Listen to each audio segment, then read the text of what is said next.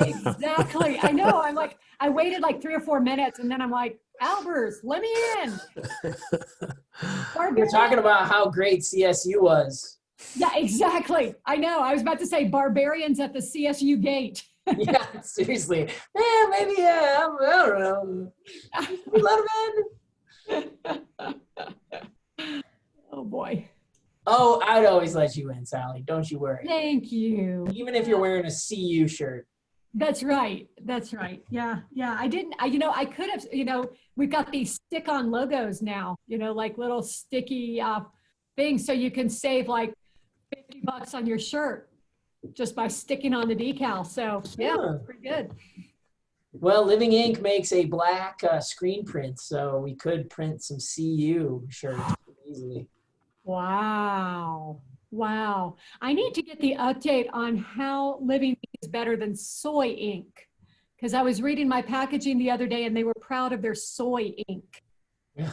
One of them has the Steve Albers touch. You're right. No, so soy ink still uses petroleum pigments. So the component of soy, first off, only has to be 7% of the overall volume of the material that they're calling soy ink. So it's a very small amount of soy that's in it, but it replaces the vehicle. So that's the goo that carries around the pigment. And so we're compatible with soy ink. So we could be a Living Ink soy-based ink. Ooh. Yeah. Ooh, We want up there. The pigment is the component that no one really has been able to crack the nut on making petroleum. A variety of, and that's where. Well, I'm so glad we talked because now I'll be able to describe Living Ink with greater specificity. Good. Well, it always evolves, so maybe it'll change next time we talk. That's right. Well, we should get started here. I think we got a decent number of our participants, so thanks everyone for participating again. Welcome to CU and CSU inventors. Steve Albers from CSU Ventures. Launchpad program. I just had a really quick couple of housekeeping notes, and then we can get started. So yeah, welcome everyone. All right, so if you can, and I know that this can be challenging sometimes to figure out how to rename yourself, but what I think you can do is if you hover over your own picture, there are the 3 dots tab. If you click that, it'll ask if you want to rename yourself. And if you could rename yourself with your university affiliation, that would be fantastic. It allows Daryl, a part of CSU Ventures, to assign everyone their breakout rooms so that it is as seamless as possible. So we're not sort of mopping up on who are you and where do you belong during the conversation. So please try to do that. Again, if you just hover over your own name, there's the 3 dots. You can click on that. And that will say, give you an opportunity to rename yourself, and that would be great. Only go to your breakout rooms once the Searchlight team asks you. So I think there was a little confusion there at first. Don't jump into the breakout room until we're ready, until you're actually asked to do that. That would be great. And, you always can connect with Steve or Gotham from the Searchlight if you have questions. And with Launchpad or CU Innovations, if you have any questions, comments, concerns about what we're up to. So feel free to reach out to myself or Sally Hatcher if you want to talk any more nuts and bolts past what we're talking about here. But Steve and Gotham are, I think, more than willing to entertain some conversation past this on the topic. So with that, I'll pass it over to Steve and I'll mute myself. Thanks again for coming. Thank you very much, Steve. On the note of reaching out to us a little bit later after this session gets done, you can follow the link that's in the chat right now. That'll actually just give you half an hour or an hour. I can't remember which on my calendar. Feel free to grab it. If there's an open spot, you're welcome to it. You can also head over to our website, thesearchlight.com. The Searchlight is written at the bottom of most of these slides, so it's a little easier to find if you want to go that route. If you find yourself on the website, you can also shoot us an email from there, give us a call or something like that. But we're a pretty open bunch. Happy to talk to you about really whatever, any questions that you might have. Always willing to just chat about what we're working on in general. I think Steve, we're seeing your slide presentation view just as an I FYI. appreciate that. I'm going to stop that share and move it over to the next one. I will say though that screen one, that's why. Sorry, one second. One thing that has been interesting and fun for us. Let me know if you guys see you do see my first slide now. It's fun to see everybody again. Gotham and I spent quite a bit of time talking about what we really enjoyed and things that we thought we might be able to do a little better this time around. And so hopefully that's the case. I also think in terms of the conversations we had last time, that this is certainly an engaged group, and looking forward to continuing those conversations today. Quick recap. The Searchlight in general, what we do is customer discovery and market validation. So a lot of what we do is really underneath this kind of tip of the iceberg that we're able to show and talk to you about today. There's, different forms, different models, different worksheets that we kind of already have created. And, yes, we've built a company around it, but everybody gets the good guy discount if you're actually working on something cool. So if there's something you're trying to get done and you're thinking to yourself, man, it'd be great if there were a how-to on this, again, shoot me or Gotham a note, and we'll be happy to jump on a call and just kind of walk you through it or send it to you. And ideally, it's actually got, it's self-explanatory. But in any case, as last time, we are going to be able to send everybody the slides via email. You're going to get the slides that I'm presenting today, which are a little bit different than the slides you received as pre-reads. Basically, more things are filled in. There's some colors that are shifted around just for readability, but you're going to get them, so feel free to have at it. Share far and wide if you want. They're in a PDF form, but we do have the PowerPoint slides on our end. So again, shoot us an ask if you're looking for something that you can edit a little bit later. Also, you're going to receive a recording of this. So in the event I mumble over something or you decide to listen instead of take active notes, please, by all means, that recording should be there soon. And then feedback. As always, in any situation, please, please, please give us your feedback. We want to know that what we're talking about is of value. We do spend some time on this, which means it doesn't have to be good, but it does mean that we do want to make it better. Again, in that chat link for everyone is a link to my calendar. By all means, utilize it, and we'll talk about what you're working on, your brainchild, your platform technology. Today, we're going to cover these top 3 green boxes: competition, market factors, and value map. Now, we're going to be we're beginning this journey of defining the competitive and market forces, market factors. You've began that already just through your general life and having researched the idea that you're working on. But what we're really going to talk about today is, some solid, tried and true steps of not only identifying competitors, but just general competition. There's a difference between competition and competitors. We'll talk about it in a little detail later. And then market forces, market factors. Market factors, of which you are one, are a little different than the barriers to entry in some regards, because they're more of actions and activities, whereas entries seem to be typically barriers to entry are more of the results that happen after an activity. They're more institutionalized, whereas market factors are in flux. And this will be all done through the lens of the value map. If you remember last week, the value, we did a lot of things through the lens of problems to solve. This time we're going to be using a lens of the value map, which is actually, a tool that helps uncover the relative value of your technology against competitive forces. It's a great way for you to quickly visualize, the problems you're solving, the jobs you're getting done, and how the rest of the world is solving that problem today and where you stack up.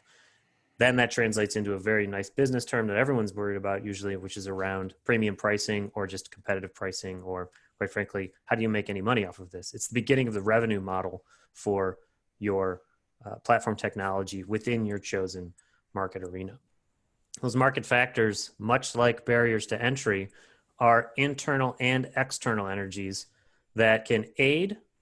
That's important to think about. They can also aid while occasionally impeding not only your launch, but the future operations of your company as a going concern. going concern just being a pretty boring accounting term for in business. You're still out there actively competing. So those are the three things we're going to cover today off of our foundation from last week of problems to solve, barriers to entry, and market arenas. Remember, problems to solve is really why you're in business. You're solving a problem for someone, somewhere, in some way. They are likely solving that problem today in some shape or form. That's your competition. Market arenas is the area that you're competing in as defined by those problems to solve. And the barriers to entry are those things that are natural, artificial, internal, and external that are stopping you from being the number one competitor in your chosen arena right now. There's something in the way, market-driven, artificially or regulatory-driven, what have you. All right, so as promised, we're going to jump into competition. Like last week, we're going to go spend 5-10 minutes talking about competition. Then we're going to do a breakout session.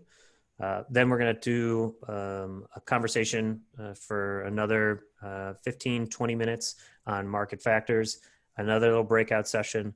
We'll come back together and in the process do some tips and tricks and how you can continue to build up your understanding, select your chosen arena and market to compete in, and hopefully, begin the next steps to launching a wildly successful business with, real problems to solve and real solutions brought to the world. All right.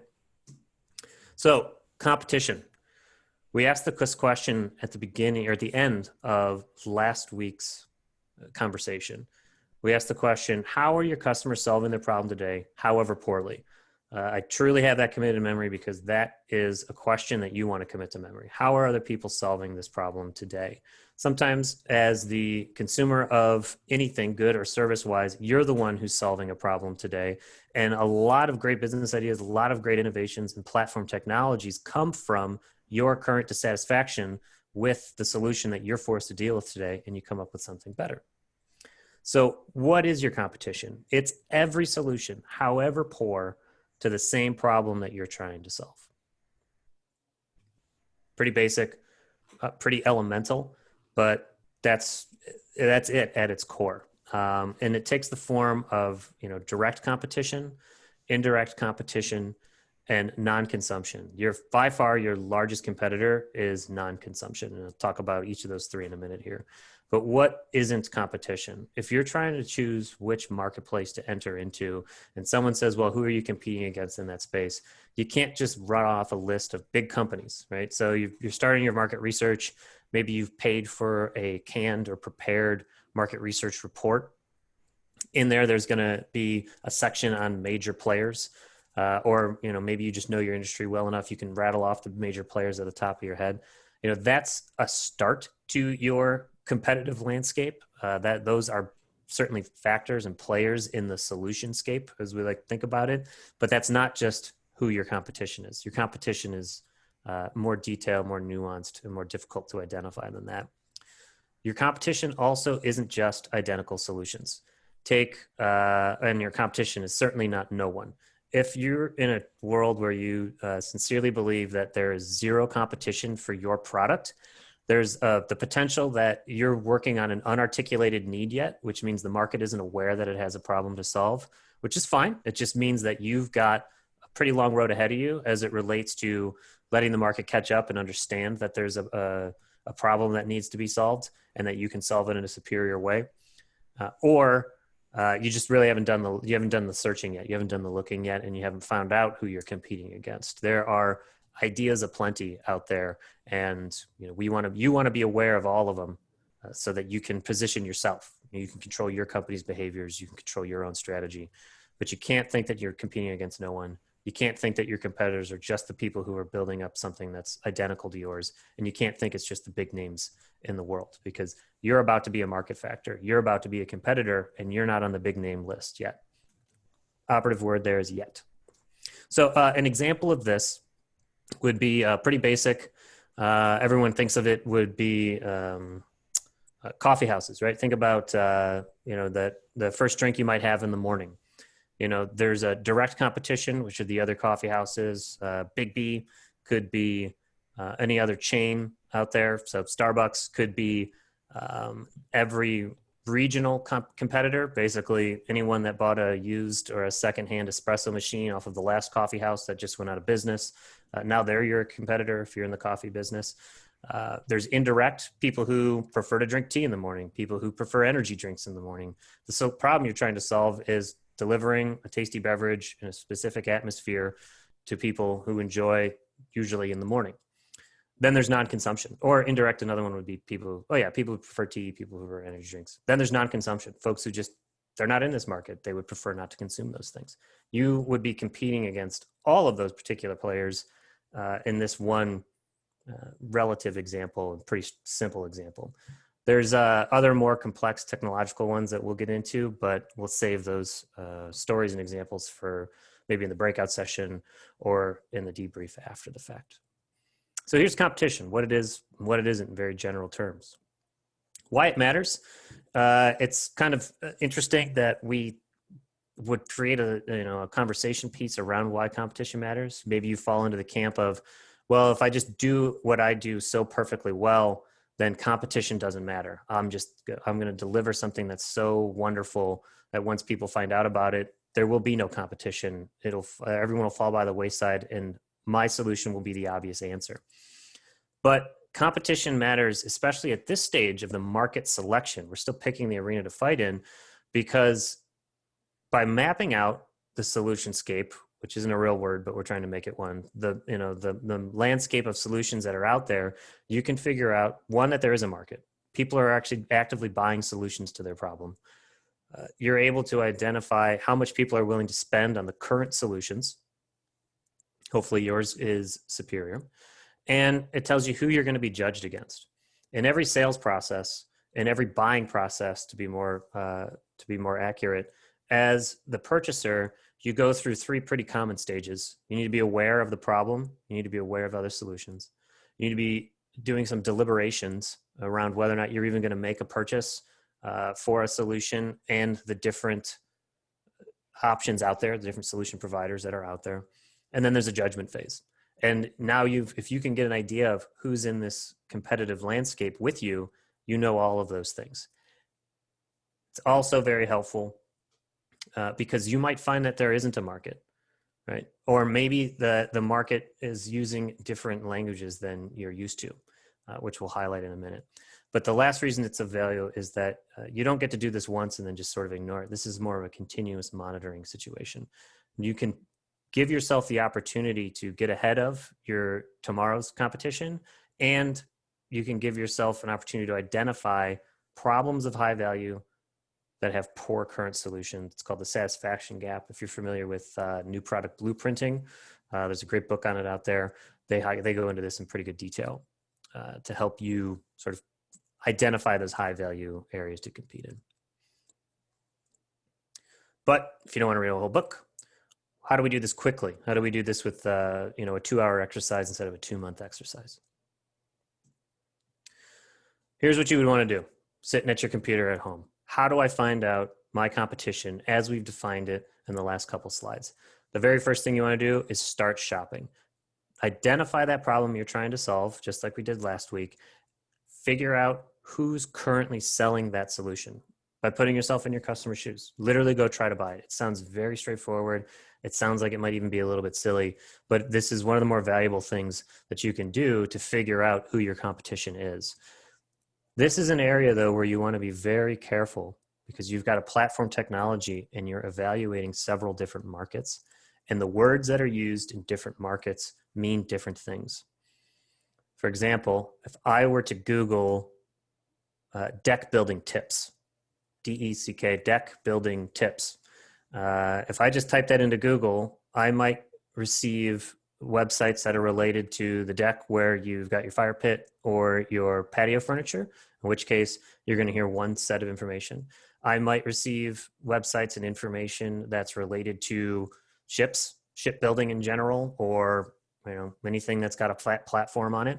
If you're in the consulting world, you might find, or the business world in general, you might find tips and tricks on how to build decks like this PowerPoint that we're looking at right now. That's some common nomenclature for people in business that other folks don't really consider, which is that PowerPoint slides are actually referred to as decks. You want to be able to do two things to escape that Google trap. One, be aware of the language that you're using. And the second thing you want to do is clear your cache or open up a incognito mode window if you're using Google Chrome or Firefox or whatever. But that's because the internet that you live in today is your own little unique internet. The world of advertisers and service providers have already built a bit of a bubble around you, and you don't want to keep seeing the same results. You want to get outside of that bubble, and the way to do it is to go through an incognito window or clear your cache, clear your cookies, and start from scratch. Problem there is you might lose some passwords and that kind of thing. So usually just open up a new browser and give it a search from that side. And then the boring part starts, truth be told. You start cataloging, write them down. Who's out there? How big are they? What are they providing? How does it relate to what you're doing? Is their solution better than yours? Do they have some cool features you hadn't thought of?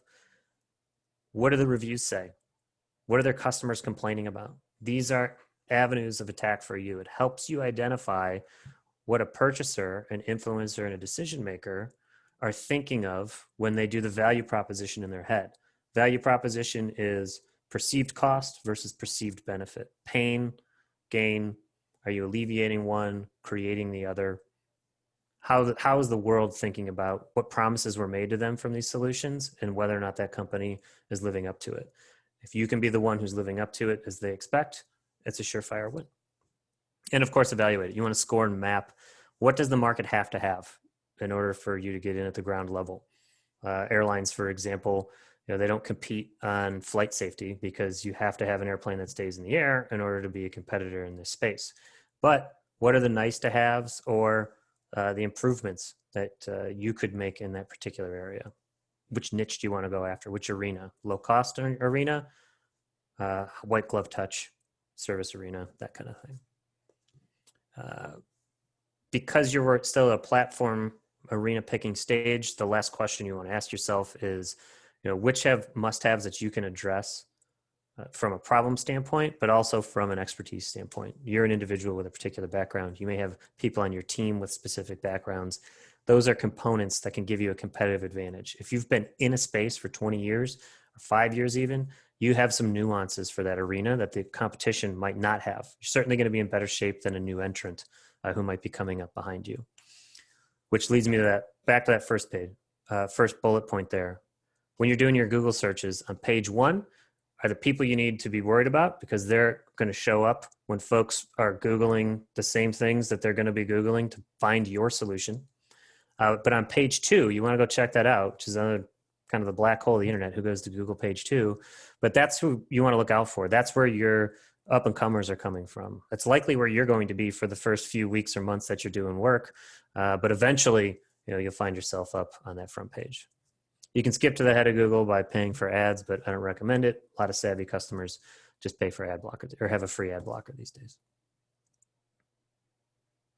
Okay. I was going pretty fast there, but we're coming up on getting into a breakout session here. So what I'm actually going to do is stop for a minute and ask, does anybody have any questions about what I just ripped through here in the last few minutes? Research says I got to wait 7 seconds. I see smiles, but no hands waving. So, all right. Again, shop for the solution. Oop, we got a chat. All good. Thank you. So, shop for the solution as if you were trying to buy the solution to the problem that you're going to solve. Catalog everybody who's out there, map them, score them, figure that out, who you're competing against. All right, so we're going to jump into a breakout session where we're going to brainstorm this thing. You're basically going to go through this exercise without the aid of the internet, and you're going to bounce the ideas off of the folks in the room that you're with. The objectives and how-to for this are, who is solving this problem today? How are your customers solving the problem that you're addressing today? And then ask yourself, how are they doing? In what areas are you going to be the improvement? And for whom, big shout out to Microsoft for telling me that was an area I was supposed to say whom instead of who.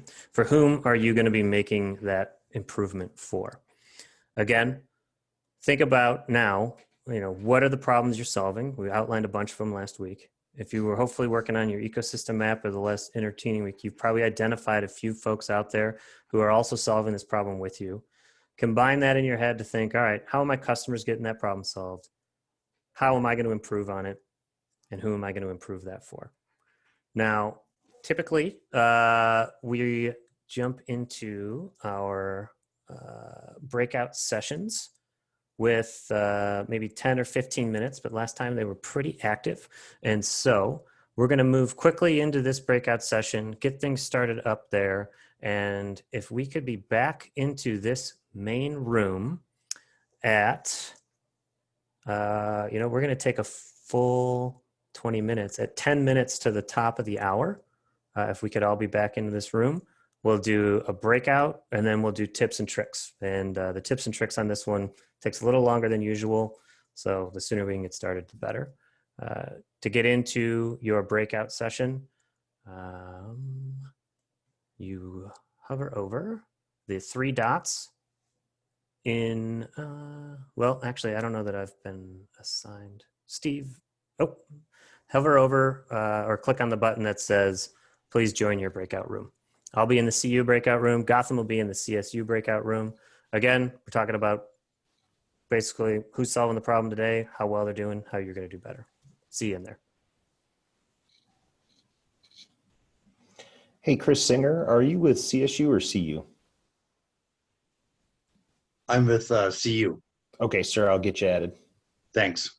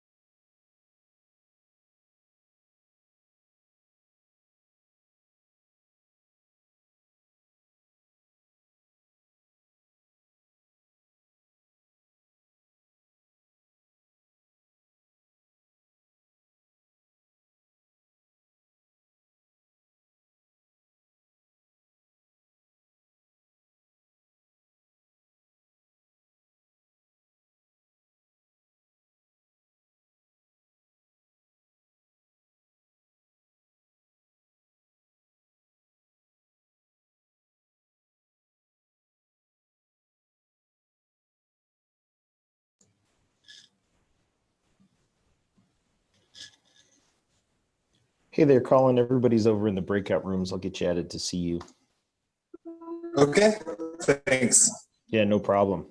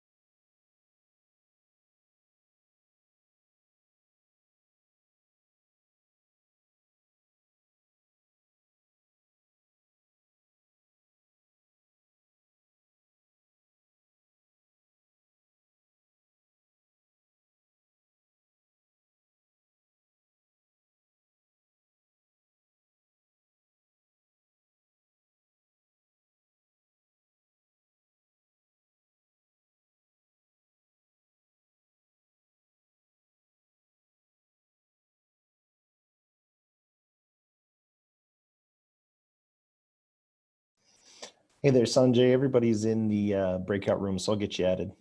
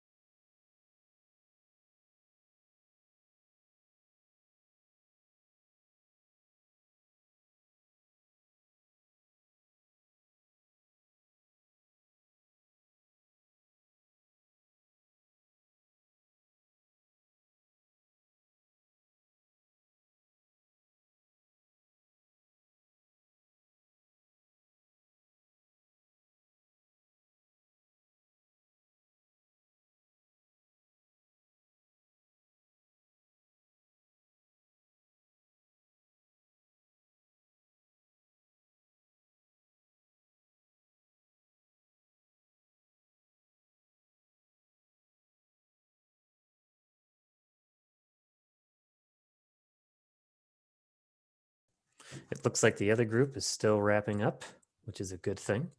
While that, any follow-on questions from the last thing I mentioned there, or updates from either Chris or Michael? We spoke last week. Anything fun or interesting, or thoughts, concerns? Nope, I'm all good. Wow. So When's the Steve, IPO? I'll jump in. I'll jump in with another question. Just the group that you see here in large part is going to do a mini I-Core coming up in a couple of weeks. All right. And I'm curious kind of how, if on tips and tricks, we do hypothesis driven research. And at the same time, you do want to go broad to understand the ecosystem. So if you can speak to your perspective on that, that would actually be really helpful as they start lining up interviews and thinking about this process. Absolutely. There's a tremendous value to Hey, having. Steve, before you get started, could you repeat sort of the request? Because we just jumped back in the whole CU, SU team. Yes, but I'm going to ask Sally to repeat it because I can. Sure. Just because you talk too much, Steve Alberts. Okay. So the question was simply that a lot of these folks are getting ready to do research to market. That'll run coming up in just a couple of weeks. And so Steve was just talking about the I-Core process in our room. And I was curious kind of how he sees the hypothesis driven, how many hypotheses do you do and how deep do you go versus broad to really get the ecosystem and to get a broader perspective. And since he was already speaking to that, I just asked him to kind of talk through the way that Searchlight thinks about this after having done it professionally for quite a while. And I appreciate the question. There's a typical framework we go into, and Gautam and I were just chatting about this before this conversation, but the outcome is not always the same. And that particular framework is, we want to start with a hypothesis that a valuable market can be found in X, right? And we've got an H null. There's some set of criteria that have to be true in order for this to be a successful market or a valuable market for the company. And outlining what that criteria is has to do with not only market factors and barriers to entry, the competitive space that you're going to be up against, but also team and internal dynamics. In the world of investing, it's referred to as edge. What do you know better than 98% of the rest of the country? What have you spent some part of your time working on or in? And how can you leverage that relationship and base of knowledge to be your edge in a particular market as it relates to its development in the near future, its needs in the current day, and the shortcomings of the actual solutions that are available to folks. And when it comes to, okay, well, what's the framework for picking what those are? We start with, all right, well, what markets are obviously growing? Where is there going to be an expanded space for us to kind of ride a trend of interest, get people who are interested in having a conversation with us about whether or not that market has problems that remain to be solved. As markets grow, as industries grow, as arenas get bigger, new problems come to light. Things that were just ignored are suddenly a big topic or a big concern. Take Zoom, for example. Zoom had security through obscurity until it became a major tool for everyone to use. And then suddenly there were security issues just because more people were using it, and old issues that were always problems are now in the forefront. So we look for growing. We look for recently disrupted. Markets are constantly being disrupted. If you're doing your go-to-market strategy right, you are also going to be a disruptor. You're going to be part of those market factors. Because there's a disruption there, that's likely going to be a positive in terms of proving your H null that yes, this is a market we want to investigate further. We also look for probably the most important one before I move on, though, is markets that you as the team leader, as either a principal investigator or as the CEO of your company, even if it's only a company of one, which most companies in America are, where do you have a first approximation based on your intuition and your understanding of the market solutionscape as it lives now, where you can and should go first? Ideally, you want to have anywhere from 3 to 6, maybe 7 first market applications to look at, right? And you want to use the hypothesis, pretty straightforward hypothesis of this is the perfect market for me because these criteria are present and these criteria are not. And you start with what you first believe to be your favorite because it's growing or because it was recently disrupted or because it's something you know quite a lot about. That 3 to 7 market application, that product solution pair, that's going to turn into some stratification of where you should go next. You're going to have a favorite based on the conversations you've had. You're going to have 2 or 3 that are worth considering after the fact, and you're going to have 1 to 5 or however many that you look into that you've rejected for some reason. Some criteria weren't met. Your H null was quickly disproved. You can move on to the next one. And really, it's a matter of as soon as you hear one particular element you don't want to compete against, you're going to move on to the next thing. An example we had last week was Scott's satellite technology. That is a technology that's going to have to live and compete in what's called the ITAR ecosystem. That is a defense supply chain. Every step of the supply chain has to meet with specific ITAR criteria. We've had clients in the past that were based in the UK selling peak polymers into the US market who said, we're not interested in anything in the ITAR market. We were able to quickly chip off potential customers and marketplaces because that was part of the criteria that needed to be met. So, good question. Okay, so Gotham or Steve or anyone from CSU, anything that you guys want to share with us as it relates to the conversation that took place in your room?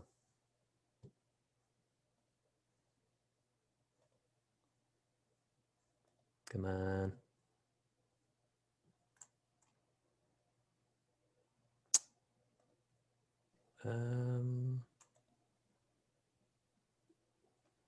Is everybody on mute? Am I on mute? Steve, I know there's discussions about transformative competition. Brad had brought up some questions about that. So, Brad, you want to bring those up again, or?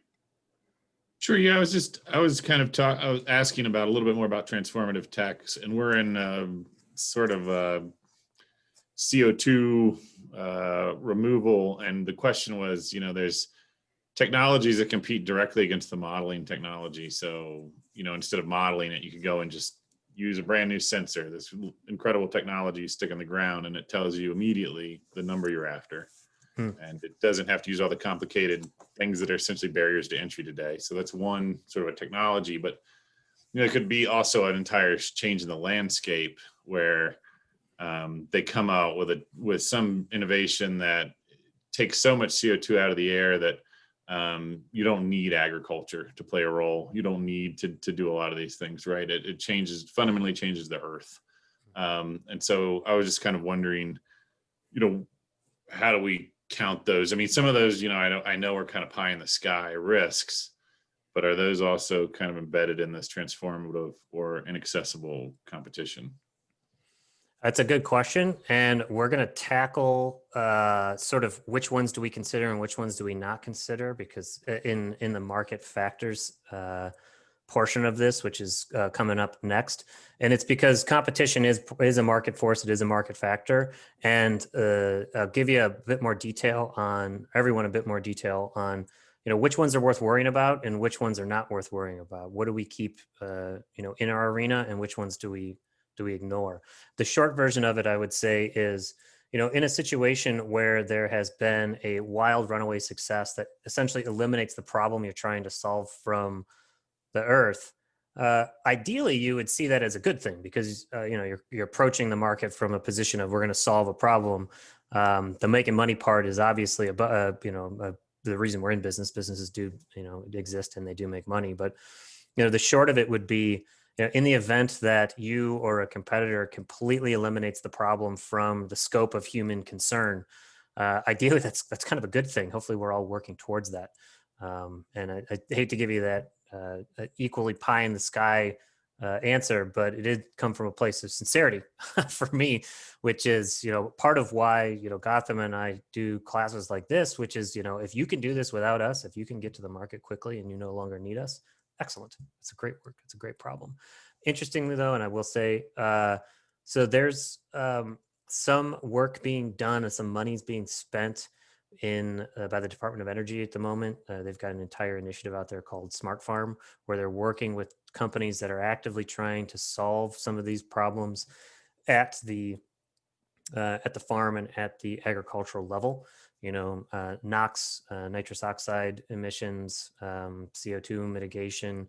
There's CO2 capture and sequestration strategies that are coming at it from all over the map. So there's not only sort of the agricultural components, but also some big names in the world out there. You know, the Exxon Mobils of the world are actively trying to find a way to sink CO2 places after it's been captured. So the competition is unfortunately one of those things that's about as broad as you can get in terms of creativity. So, I mean, I hate to add fuzz to it, but if for a little bit of clarity, you can head back to that worksheet from the intervening weeks around in the competition. There's sort of 4 descriptors and then a sentence or 2 afterwards that kind of breaks down what those mean. But good question. So a couple more kind of tips and tricks. This is the actual value map that I had mentioned earlier on. And just a quick walkthrough of it. You know, there's jobs to be done that your customer is trying to get done, that your arena is trying to get done. And they live over here. Somewhere on these 2 axes, each of these jobs to be done can be placed. And the axes are importance, as in this is a critical job that the customer has to get done. And then on the bottom, on the x-axis there's the current satisfaction with solutions that are in the marketplace today. This matters because different arenas are going to place different values on the same job to be done. And ideally, you want to find a job to be done that's very important to your target arena, but the current solutions just really aren't that great. You may be able to think of a few in your particular space or your particular market now. For example, we had a brief discussion in our breakout room around wet lab automation using robotics, both hardware and software, to automate the processes and the difficult work that gets done in a lab. But the problems that we highlighted there are repeatability, optimization, safety, and even finding a footprint, right? There's a big problem in the wet lab space where you just can't find enough physical space to put your lab. So the market currently is solving that by investing tens and hundreds of millions of dollars in different parts of the country to build more lab space. But that doesn't solve the problem of safety, certainly in the world of COVID, right? Where you can't have as many people in your lab. So now we've got to have a small amount of lab space. So what's a job to be done? We have to have enough square footage. Right now, that is a very important job that the current satisfaction is very low. So if we were to try to place this on our 2x2 grid here, a favorite of us MBA students, we would say, all right, that job to be done is in the premium pricing. Anyone trying to rent wet lab space knows that they're going to pay a premium price in order to rent that square footage. In the event that you've identified a problem that's less important, but at the same time, the current satisfaction in the market is pretty low, right? We're down here in this close to zero coordinate. That's where you're going to find features pricing. If people are willing to solve their problem without some added component to what solution you're bringing to the table, they're willing to deal without kind of thing. Now that's a feature, and that features pricing is going to be relatively low. At the same time, if it's suddenly very important to one particular set of people, it moves up the scale. It moves from features pricing into premium pricing. Where you find a high current satisfaction with the current solutions that are on the market, this is when you're going to find yourself being forced to either price for market share or price competitively. The difference between those two can be the make or break actually between whether or not your company is ever going to survive and be a going concern, as described earlier on in our talk here. Now, market share pricing is going to be a situation where what you're trying to solve is less important to people. And quite frankly, it's a problem that's rather been solved already. In market share pricing, you're going to be basically you're going to be charging less than it costs to produce, and then hoping you're going to be able to make that money up on features pricing. A great platform technology example of this is the freemium model. Freemium model is when users can sign up for free. Maybe even say if you're trying to bring a marketplace together, right? Users can sign up for free, sellers can sign up for free, but the real value that you're providing is the transaction facilitation, and you try to make up all your money on that transaction facilitation. A feature of your platform is what you're actually going to be making money off of. In the hardware space, I mean, this is, not hardware, but in the physical product space, this is pretty prevalent. Anytime you see a new entrant into any market whatsoever, usually for the first couple of years that they're selling whatever they're selling, they charge substantially lower than their competitor. And then they slowly shift their marketing, shift their message, and try to turn themselves into a premium priced product. Competitive pricing is, sort of where your competition and you have met an equilibrium. This is what happens when the market behaves as us economists predict that it will, which is almost never, because we create artificial and natural barriers and market factors to keep it out of equilibrium so that premium pricing can be charged. But this is where you're effectively solving the same set of solutions as your competitor with, as far as the customer is concerned, an equally valuable solution. So you're going to get away with charging slightly more than what it costs to produce and deliver, and you don't want to be there. Where you really want to be is in premium pricing, so that you can take your added, your premium revenues, your profits, as they're called, and either reinvest or grow or come up with a new solution for further down the road. So yeah, this is the value map. So when you think about, okay, where's my competition? Where am I? If you had to think of something physically in your mind to imagine, this is something that I would encourage you to think about. What job is getting done? You can even color it red if it's your competitor, keep it green for yourself. And then once you talk to your would-be customers, once you talk to other individuals in the marketplace, suppliers, what have you, you can start to map these things out in your own mind, and even on just a little piece of paper here if you want. All right.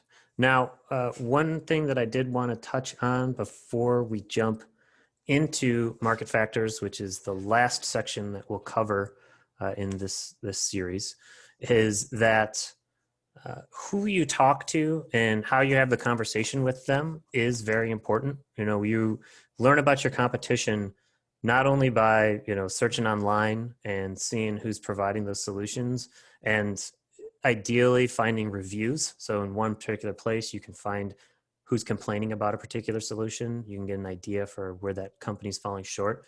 But you will also be tempted to figure out directly what the competition is doing from the competition. Those are more challenging phone calls to have. Those are more challenging interviews to conduct. And depending on how big your space is and who you're talking to, you may run into a potential legal roadblock. You don't want to be seen as, and you don't want to actually take part in collusion with a potential competitor. So if ever you do choose to reach out to a direct competitor to talk to them about what they're working on or what they're seeing happen in the marketplace or what steps they're trying to do to get around their own issues in the market, be forthright with who you are and what you're trying to accomplish so that you don't run into any problems. Worst case scenario, just don't have the call. Last tip and trick, I gave it to the Colorado University team. I want to make sure CSU gets it as well. If you are working on a particular problem that happens to have been addressed by NSF or DOE or any of the other SBIR/STTR granting agencies, you can go to their websites.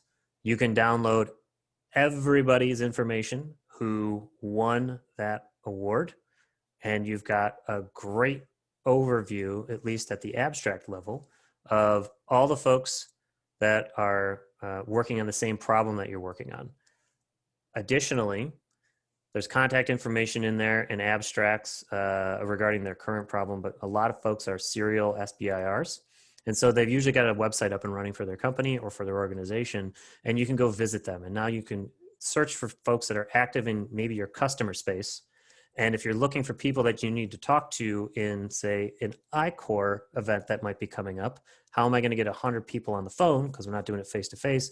That's contact information it's freely available to the public. Like anyone who gets a cold email, they may not respond as warmly as you would like, but if you're looking for a data set of thousands to target as opposed to 10 or 20 from kind of individual website scraping on your own, that could be a good place to look.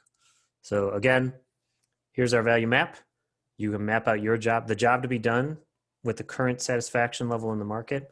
And when you want to call people to confirm the location of each of these jobs to be done on the value map, start with the World Wide Web, find organizations that are funding this research, check that SBIR, STTR website, get out there, don't be shy, and be ready to ask, open-ended, forthright, and exploratory conversation questions to get to the bottom of what they need solved and how they're solving it today, and whether or not your solution could improve on that. All right. So, market factors. Remember at the beginning there, we got market factors, we've got competition, and the value map lens. This is where we make that transition from competition to value map to market factors. Market factors, again, are similar to market barriers to entry, but whereas barriers to entry are the result of a confluence of market factors and realities, the market factors are the energies that are going on in the movement that's happening underneath it. Think of it like an equation. Instead of the output value, this is more like the slope or the rate of change of that slope. And what are they in a real market arena beachhead selection process? First, it's important to recognize that market factors are inevitable. They are changes. They are energies. You can't put a cap on them. It's like trying to stop the wind. So they are happening, and they're coming at you. Even if they're coming slowly, of which you are one, they are inexorable. They are the zombie horde, so to speak, where, no matter how far ahead of them you get, eventually you will pause and they will catch up. So the only option is to sort of identify and keep moving. That said, every market factor out there is in some regard observable if you've got your eyes open and your head on a swivel. Some of them are even predictable. That may sound strange. How can you predict the future? But there are trends that lead to a well-known result if you've got enough information about that market factor, market force, market vector. Similar to, if I throw a ball, anyone watching it for half a second will intuitively know about where that ball is going to land, even though they can't tell the future. They've got enough data points to estimate what's going to happen in the near term. From a market standpoint, it's not unreasonable to predict that should the administration in the White House change, we can see a return to the mean as it relates to enforcement of EPA regulations and standards. How might that impede or aid your particular project, your business, your solution, what you're bringing to the market? And ultimately, what a market factor is a change in your ecosystem map. We showed an ecosystem map at the end of the last meeting. You had kind of sections to work on in the interim here, but a market factor, a market force is when one of those things changes. It's when something has moved out of a previous state and into a current state. It could be new consultants on the field. It could be changes in technological breakthroughs. We're going to go through a list of them later, but ultimately they manifest as changes in your ecosystem map. And you want to be able to see that change coming as opposed to reacting after it shows up on your shore. If you're the one who's trying to pick a beachhead, I guess for a terrible analogy, go when the tide's right. Probably shouldn't make these up on the fly, but that's the way it went. But what aren't market factors? What are they not? You can't manage them out. It's like trying to reduce risk to zero. There's really no way to do that and still compete. And they certainly don't represent a death knell to your organization or to the company or to the problem or solution you're bringing to the particular problem. Even a major market factor shift won't completely shut you out. That said, you may find yourself flat-footed when a major market headwind comes at you and you might get knocked backwards. So the goal would be to observe, be aware of market factors as they're coming in your direction, and be willing to pivot, be able to go from, well, our hypothesis for this beachhead didn't work out. Now we're going to make a turn and go down this way. Why do these matter? Here's a quote from Otto von Bismarck. He was a leader in pre-World War I Germany, helped put together the Weimar. Either way, Otto von Bismarck is typically referred to as one of the individuals you want to study if you're involved in what's called the grand strategy policy. So foreign policy is big on Otto von Bismarck. His particular quote here is, "Humanity cannot control the current of events, only float with them and steer." You can't control everything in the market. You can't manage the risk to zero. But what you can do is be aware of where the banks are, how fast the current's moving, what rapids are ahead, what have you already passed, what have you gone past and learned from, in what current state is your boat or your organization, and how prepared are you in order to make the appropriate moves to weather the upcoming stream. So what do you do? Much like any beginning process that we've mentioned here, it can get started with just you in a room. It does better when you've got a group of folks to bounce ideas off of. But essentially you start with what could go wrong, what could go right. And I want to focus in on what could go right here, because it's very easy for us as individuals to go right to the negative, to go right to, this is what could go wrong, this law could get passed, I could get flooded with competitors, a key input to my supply chain is now suddenly very expensive. It's very easy to go to the negative, but what often folks miss out on are the market factors that are moving in their favor. For example, there was certain ecosystems that exist today that were completely impossible 10 years ago. And anyone who recognized that a market factor moving in their direction was a tailwind that was going to help them launch their product, launch their solution, and solve a lot of the world's problems. The particular ecosystem I have in mind here is, again, kind of a quintessential representation of a platform technology, a solution that could bridge and solve problems in multiple different arenas.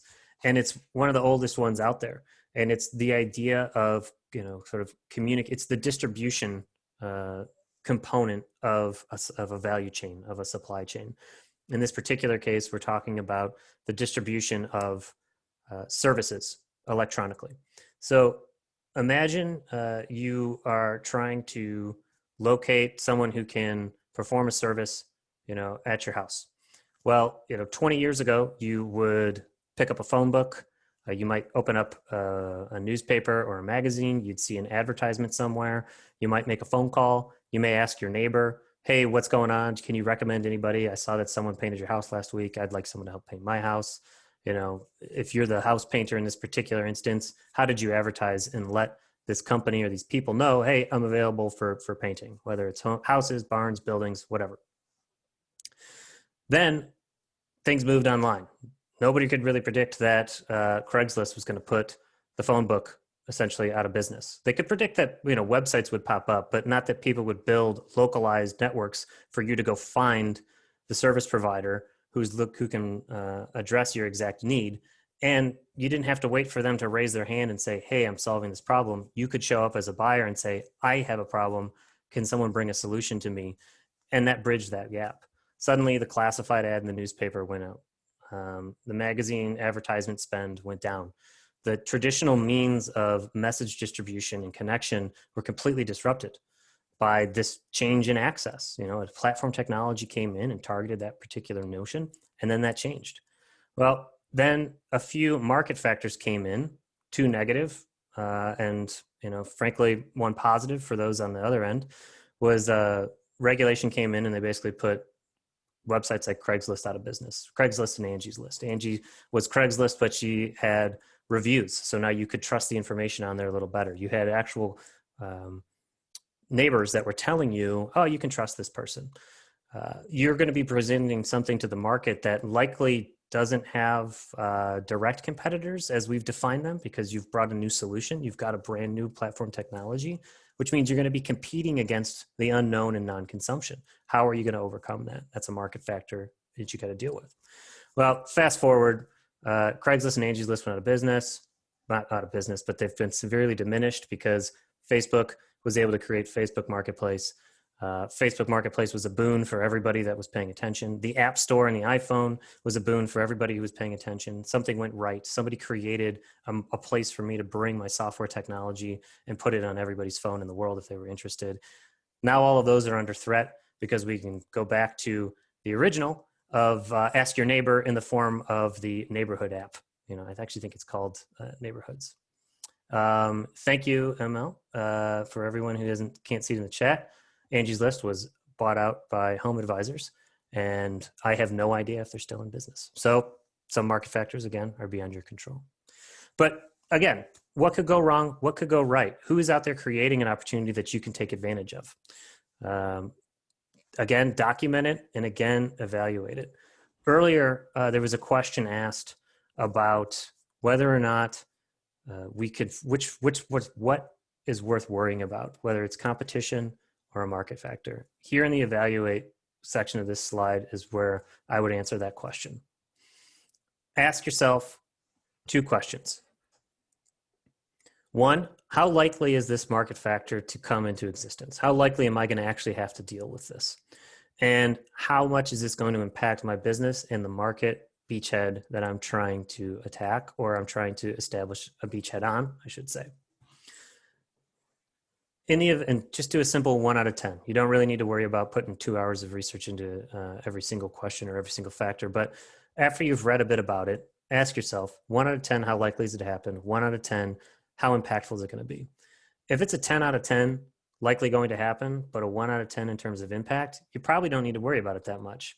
But if it's a 5 out of 10, likely to happen, but if it does happen and it's going to completely tank my business or tank that beachhead, it's going to make it inaccessible to me, then you absolutely want to be paying attention to whether or not that's coming at you and how you're going to either avoid it or turn around and ride with it or pivot into a different beachhead. Colin brings up a really good point.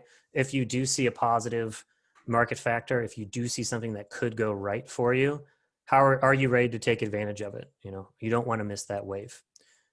And we're actually going to talk about that in our breakout sessions. So, breakout. Our objectives here in this breakout session: brainstorm and discuss, as is tradition, which market factors, what market factors could drastically shift in your favor. We want to focus on the positive. It's harder. It might be quiet at first, but that's okay. You want to talk about the positive in this particular breakout session and discuss what effects that would have on your technology, right?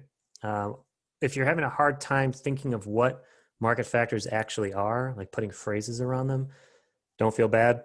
I'm going to give a bunch of them to you and define them for you in the tips and tricks afterwards. But in the meantime, we want to struggle a little bit in the deep end of the pool here and get a feel for how you think about it, how others are thinking about it, and what you're going to do about it. How will we do it? Define that factor as it is, how it might change, and then estimate. Again, how likely is this change going to happen? What is the likelihood that this change will happen? And if it does happen, how would it impact your operation / market selection? And then to Colin's point, are you prepared to capitalize on this windfall? Are you ready to take advantage of it?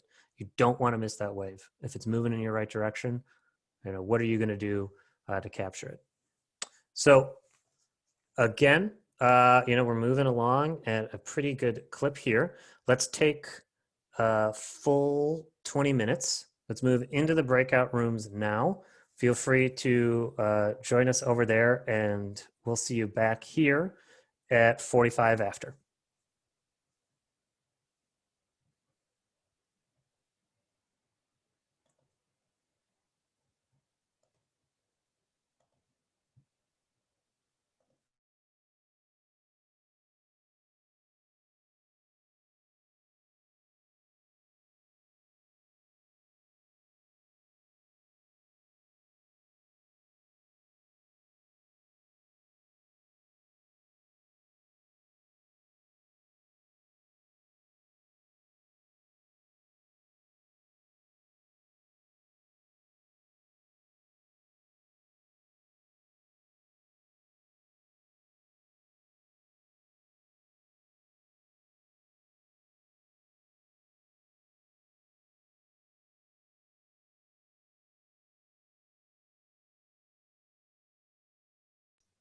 If anyone's having trouble getting to the breakout room, just go to the bottom bar kind of within Zoom and highlight the breakout rooms button and click on that, and then it should ask you to join into the room that you're assigned to.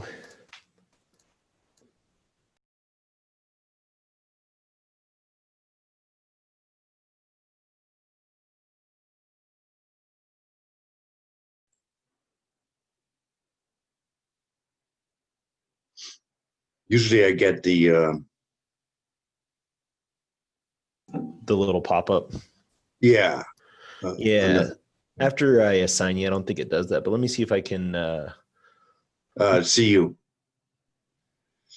Yeah, I was gonna say I'm gonna move you. It's gonna look like I'm moving you to CSU. Don't click anything. I'm gonna move you to CSU and then move you back to CU, and it should pop up. Okay. Okay, thanks. Yep, no problem.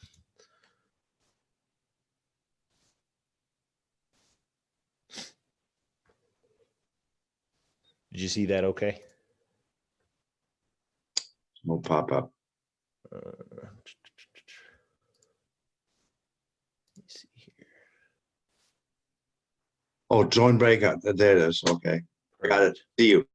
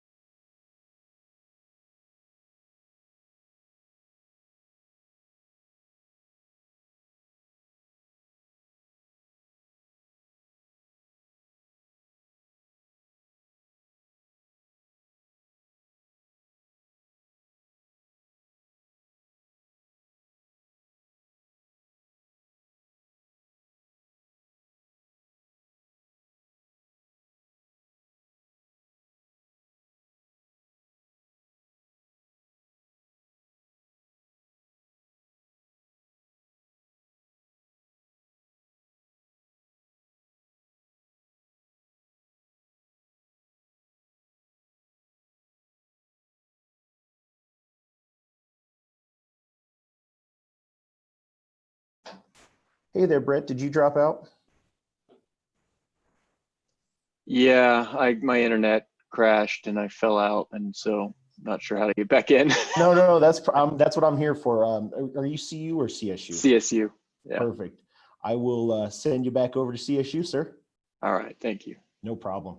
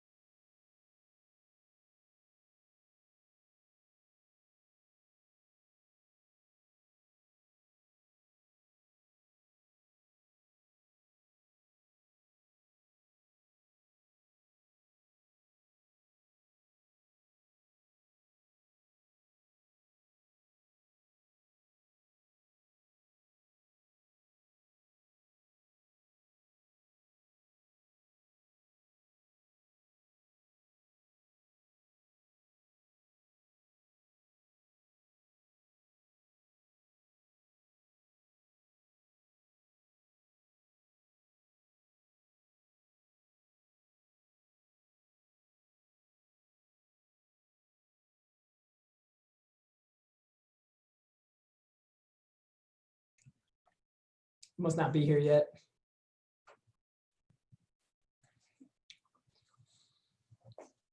So for everybody that's in the main room, pull out some of these slides and use them. I think I love this, what to do, start thinking, document, evaluate sort of model, like really try to hold yourself to these things. I think we said this before, but I'll say it again. Until you put pen to paper, you can sit in all these workshops you want to and focus on the screen as much as you want to, but telling you there's just some sort of evolutionary component that attaches this to this and really starts to waken up some of the components. So I would really try to get you guys to print these out, work through some of these actions in real time and see what you come up with. So yeah, I would just push everybody to try to do that.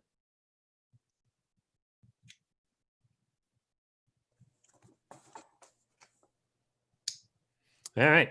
So that was a little more challenging. How did the CSU group find that particular discussion? We had talks about regulation, which is interesting, regulation across different countries and how that can impact your business and what countries or regions might be better for regulatory environments. And it's hard to predict, right? Sometimes you change a president, change of administration can really impact quite a bit. So that's one thing we talked about. And the other thing we talked about was COVID and how that could impact, if things get back to normal, how that can impact business. And it could be a good thing or it could be a bad thing for some people. Absolutely. We talked about at the end there how, when looking for where market factors might be and which beachheads you might want to go after, which arenas you want to first select to compete in, just about every single arena has been disrupted in some way by COVID-19, by a pandemic. But to the regulation point, I think that's a fantastic example of, regulation being thought of as a barrier to entry. It already exists. It's impossible to get over, but it's a market factor because it changes. And it's quite frankly changes in the regulatory environment that you want to be aware of. Where does it exist in the world that it's favorable, but in what direction is it going? Everyone would have thought, one thing about, doing business in the European Union, it's, 500 million people. It's got more spending power than the US combined. It sounds like a perfect environment to bring a solution. They've similar cultures, if a little bit different, largely conduct business in English. A lot of the barriers to competing internationally don't exist there. But from a regulatory standpoint, I mean, if you want to send, an email or operate a website that Europeans might find, we've had to change everything about it. You probably remember a brief period where it seemed like every website you went to suddenly told you that you had to agree to accept cookies. That was a regulatory change, and not quite a barrier, but certainly a factor that you would want to consider. On our side, we had a building materials or a building system, I should say, story, and then we also kind of got into the ups and downs of I-Core. And I do want to highlight for everybody here at the CSU group to make sure you got the same info our group got. The customer discovery conversation piece, which is what something like I-Core is built around, is incredibly valuable. But if you're bringing a technologically sophisticated B2B solution platform technology to that customer discovery process, it's a bit different than how a kind of catch-all program is put together. So if you find yourself initially dissuaded by the idea of going through something like an I-Core program, I would say, give the learnings from that a shot, but be willing to make changes to it, be willing to adapt it to what's necessary for your own particular problem. You may be competing in a market that doesn't have 100 people that make the decision for what you're trying to solve. For example, essentially the Starlink group that we mentioned before may or may not be big enough. But that said, I do want to give everyone some concrete kind of tips, tricks, and next time. So when you're not in a group with 20 other your best friends, what could be some market factors to look at? This next slide is just straightforward. Here's what they are. I'll give you a quick rundown of what they mean, and then open it up to questions, comments, and feedback from the group, and hand it over to Steve at CSU, and we'll wrap up from there. This is a slide that's markedly different than the one you received earlier, and it's got the different market factors. I mean, the major ones that we see out there every day, and the things that you want to be paying attention to. I'll start over on the left and work around the wheel over to ending with trend shift. And each of these has, again, an impact on or the ability to aid if you can identify and capture each of these as trends and as functions within the market. A technology breakthrough might likely be you. That might be what you are bringing to this value chain reorganization or this market disruption. And it's essentially, think of it like on the positive side, this would be a new technology that does, twice as much performance as previous options. This is pretty regular and pretty mundane when you think about it in the computer storage, software, and productivity space. You're always seeing orders of magnitude of improvement there. But maybe in something as old as building materials or building systems, you've found a way to produce a technology that vastly changes the market space. Are you in a position to be that change? Or if it happens in your supply chain, maybe there's a major technology breakthrough upstream in the form of a new marketplace that you can get into, a whole new customer segment that literally didn't exist or is coming online as time moves forward. You want to be ahead of that. A new technology entrant is, new alternatives, but the same effects. So it's not quite a breakthrough, but it's another option for your potential customer. It could be seen as a competitive. That trend can go in the other way. You could see people fall out of the market. You could see technologies go by the wayside. When it comes to document production, we mostly use word processing and electronic distribution now. There was a time when the fax machine was about as fancy as it gets. I think we've all dealt with a few government agencies that still only deal with fax machine, but it is, that is what it is. It is a way to securely get a document from here to there. This third one here is a big part of the example that came out of the CSU room there, regulatory upheaval. Where are we going to see a major regulatory shift, either for or against the area that you're trying to get into? There are therapeutic regulations that are falling by the wayside, and it's opening up the opportunity to test new markets, to test new treatments, to use, quite frankly, what were once Schedule I illegal substances in a therapeutic setting. That's a regulatory upheaval going, for the aid of a marketplace. In the other direction, what new laws and new regulations are coming online that you need to be on the lookout for? Social media at the moment is a largely unregulated marketplace that sees a lot of profit, and that's where you see a lot of new entrants. Is that going to change? If it does change, how does that affect your ability to compete within your arena? Cost breakthrough. This is basically a situation where suddenly a production cost is cut in half. Maybe one of the problems you were solving is optimization and efficiency. Well, if that optimization and efficiency is driven by a large cost at some point, and suddenly that goes away, are you going to be in business? Do you still bring value to the table?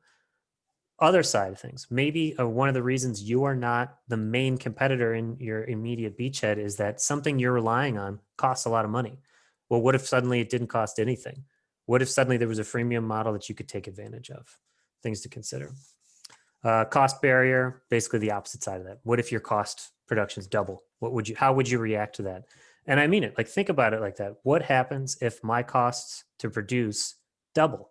My cost to deliver double? That's a valuable exercise to go through with your team. Again, you'll have this so you can think up of individual questions when you're there. Competitive flood, same thing as a red ocean. What if 10, 15, 20, 100 companies stumble on your beachhead within relative short notice of you? Were they on page 2 of Google? Did they come out of stealth mode with a whole bunch of Silicon Valley backing? What are you going to do? Are you going to abandon that market? Are you going to continue to fight in it? What decisions can you make? Domain size is more likely something that you might run into at the stage of platform technology looking for a market. You're going to find a bunch of markets where, quite frankly, they're just too small. The domain size is too small. You can't compete in there, and so you need to change your domain and be willing to go pick a bigger arena so that there's enough money, quite frankly, for you to be able to make a decent living and to keep your company as a going concern. And then the last one there is a trend reversal or a trend shift. That one's a little harder to identify, but think of this like, there was a time when, well, there is a time now going on where the marketplace and the individuals, human beings who make up our ecosystems, have a trend. There's a huge trend in the energy production space towards solar right now. 10 years ago, it was a huge push for wind. That trend shifted. Why did it shift? Actually, it had something to do with regulatory upheaval. People stopped getting incentives to build wind farms. These are all tied together. These are all forces. These are all, eddies, currents, rapids, banks, speed, flow, depth in that current of life that, quite frankly, you can't control, but you have to be able to navigate. Again, quick overview. We've covered 6 key items with a little bit of homework in between there, and hopefully you've been able to find it of value. We covered competition and market factors through the lens of a value map. What problem are you solving and where do you fit on that? We've covered problems to solve, those barriers to entry, and of course, the ultimate goal here, which arena are you going to compete in? Which beachhead are you going to go after first? And to the question that Sally had asked earlier, at what point do we realize this isn't the right one? We need to think about the next one. And, that is all the time that I have, but I do want to put out a huge thank you to Steve, the CSU team, Sally with the Colorado team, Gotham, of course, because without him, everything I do falls to pieces. And thank you very, very much for joining me today. I really appreciate it. Steve, yeah, thanks, Steve. That was great. Thanks, Searchlight, Gotham. Really appreciate you guys putting the time in and participating with us. Hopefully, participants, you guys saw a lot of value. I thought it was great. I'll share the slides with everyone. I will share a Google folder with all of the recordings. So first session, second session, all the slide documents as well and the homework. So they have all that. Be on the lookout for that for tomorrow. I'll probably have a YouTube station for this recording as well. So there's a couple different ways you can access the recording. Next steps, sign up for the Launchpad Map Workshop. So Launchpad Map Workshop really focuses on how we understand what the beachhead is and what that whole process looks like. So where are you going to get your materials? Who are you going to partner with? Who's your competition? Who's your end customer? And starting to build a map so that as you gain knowledge in a specific market, you'll be able to contribute knowledge to a tangible thing that is sort of this repository for all of that. And it helps. The nuance associated with a good business plan is critical. And that nuance is usually just really understanding your market. And for people who are not incumbents in a marketplace, getting that base knowledge is really important. And that's what the map workshop's about. It'll build on this workshop, but it is a next iteration. So that's on the 29th of September. I will shoot an email out to everyone with a registration link for that. Love to have you participate. It'll be a 2-hour workshop, and yeah.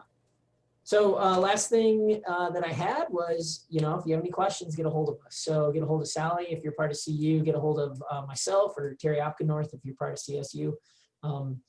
Yeah, we're always more than willing to help, and glad we could present this work to you, bring in the Searchlight and their great presentations, and provide some value. So thanks for participating. I'm going to wrap it up because I think we are at the end of the hour. But yeah, I just want to say thanks to the Searchlight again, and hopefully we'll see you guys in a couple weeks. Thanks, everyone. Best of luck with your technologies. Looking forward to buying it later. Thank you. Thanks, Thank everyone. you.